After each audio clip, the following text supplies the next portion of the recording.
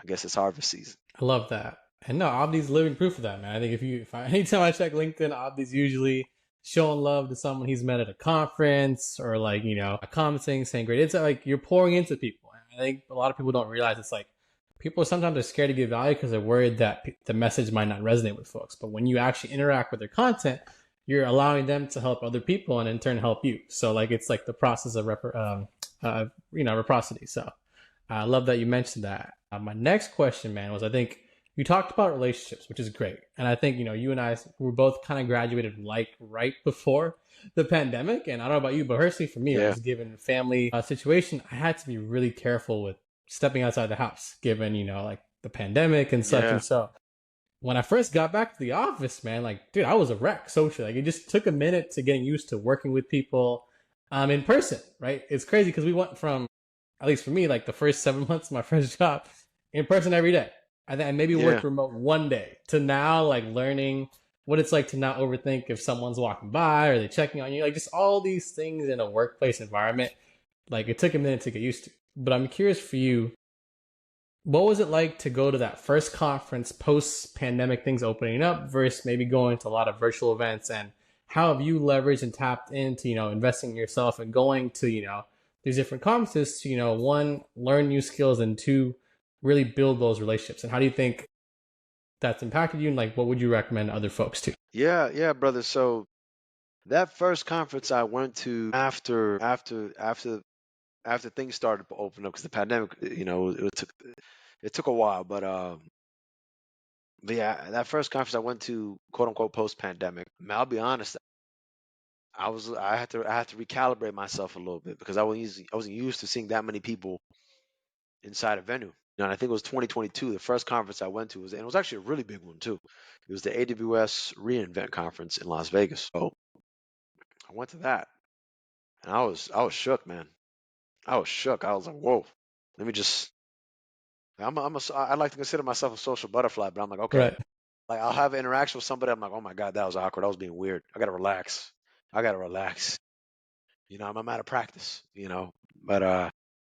But I realized it wasn't just me though. A lot of people, you could feel that a lot of people that are at the conference. Somebody I saw some folks with masks on, right? And it was just folks getting used to being outside more often because around that time I was working remote.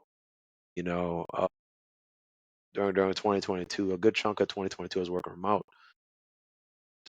Yeah, man, it was it was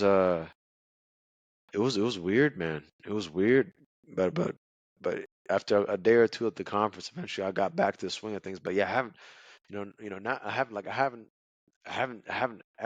got hit like that ever in my life where you don't socialize for a long time with a bunch of people to boom, you're in a room full of thousands of people.